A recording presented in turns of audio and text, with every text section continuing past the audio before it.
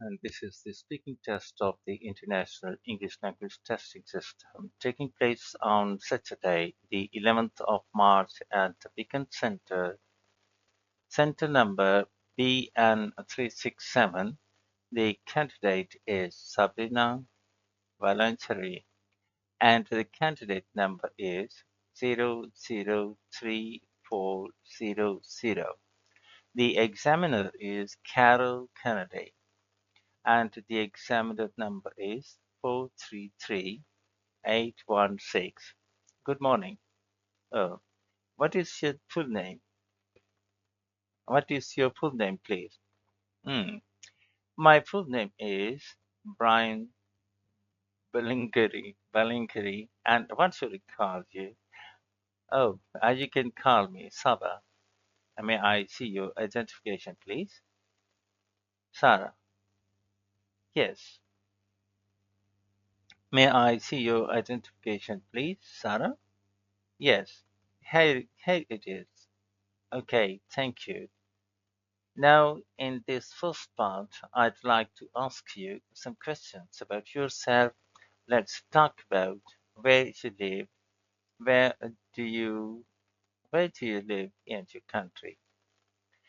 I live in Hyderabad, which is the capital of Andhra Pradesh in the southeast of India. It is a very big city, about 7 million people live there. And is it an interesting place to live? Oh, yes. So, very interesting place to live. Hyderabad has a very long history, so there are lots of ancient forts, mosques, and other monuments. Oh, and there is a very beautiful lake, and there are also lots of wonderful markets. And where do you live in Hyderabad? In the future, yes, where do you live in Hyderabad in future? Yes, I think once I finish my studies here, I'll go back to Hyderabad. My husband is from Hyderabad too, so I think I will stay there now. Now, let's talk about hobbies and interests. What hobbies and interests are popular in your country? People have many different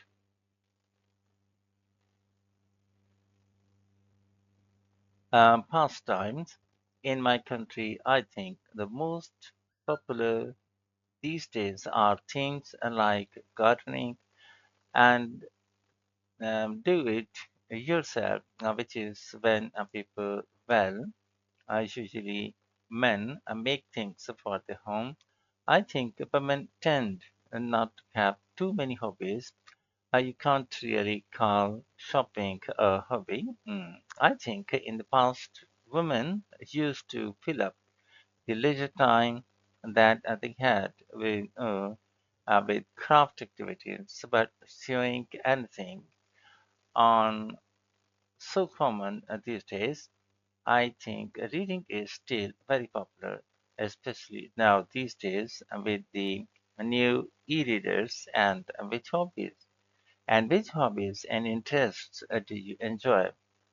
Well, like a lot of people, my work takes up a lot of my time, and at the weekend, I like to meet up with my friends or go out with my husband.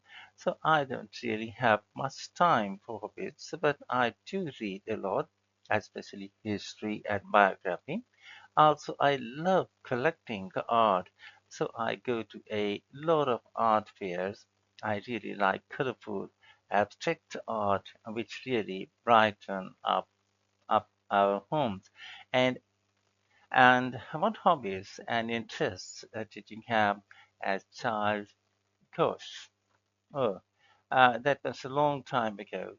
Let me think. I used to collect earrings. Earrings. I think I had about 20 to 25, and they were silly things, really, but fun for a small child. I used to like painting and drawing. My parents drawing. My parents were very supportive and they bought me a lot of oil paints, but I am not really very talented. I also played the clarinet. I was in a junior orchestra. I remember once we played a concert and my hat broke uh, and my reed broke during the first piece, and so I couldn't make any sound. And do you think parents should encourage their children to have a hobby or interest? Oh, yes, very much do I think. So I think it is very important for children to have something other than school television and computers. Sometimes a hobby can turn into a very successful career, but even if it doesn't, it can help the child develop a person as they learn about new things and meet new people who share the same hobby. And now let's moves on to talk about the weather. Do you prefer hot weather or cold? Ah, I think I prefer cold weather. I know most people prefer hot weather, but it is always so hot in my country that it is such a nice change to feel the cold, of course. In the cold, it's very easy to put on a hat and gloves to keep ourselves warm. Tell me about the weather in the country at different times of year. India is so big that there are many different climates. So I'll just talk about the weather in Hyderabad. Generally, we have a tropical wet and dry climate. That means the summers are March to June and hot over 30 degrees and very humid sometimes. It can reach over 40, which is just unbearable at the end of the summer. The monsoon comes and it rains for about 3 months. After the rainy season, it's winter, which is quite short, just a couple of months. Which time of year, which time of year do you enjoy most as a child? Did you enjoy most as a child? Well, I think, like most children, I would say the summer when we had the long school holiday, but I always preferred spring. There is something so lovely about when everything starts to grow again after the winter. You can almost smell it in the air and and has the weather changed much in your country in recent years? Hmm, I don't think so, really. I know that in some countries the climate has been changing because of global warming, but where I live it seems to be the same, just heat and rain. I have noticed something in recent summers when it's very hot, there have been many water shortages. I don't remember that happening when I was younger. Thank you. Now, I'm going to give you a topic and I'd like you to talk about it for 1 or 2 minutes. And we have 1 minute to think about what you are going to say. And you can make some notes if you wish. Do you understand? Do you understand? Yes. But but it's your paper.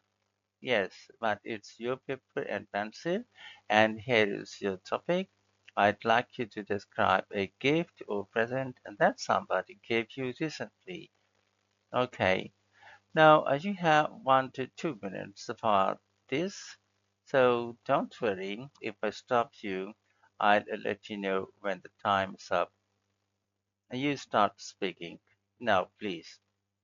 I'm going to talk about a recent a present my husband gave me last year for my birthday. Oh, we had gone to Istanbul. For a few days. My husband had always wanted to go there anyway. We had a few days holiday from work and we decided to fulfill my husband's dream as I said earlier. I'm really interested in art, and so even though I had no real desire to go to Istanbul, I was totally captivated by all the beautiful buildings and the wonderful arts and crafts that were available there. The Blue Mosque was my favorite building from the outside. It looks just like a typical Ottoman mosque, but inside it is quite startling. The large windows with the light reflecting on the exquisite blue tiles made it just breathtaking. I asked one of the guides about the tiles, and she told me that they were from a snake and that they are still made today. When we left the Blue Mosque, we walked down the pedestrian lane full of shops, including some tile shops in one of the shops. The owner told us that the tiles were made in his neck. Anyway, one of the tiles really caught my eye. Actually, it sang to me. It was a fish, four big fish, and lots of little ones, all the different shades of green.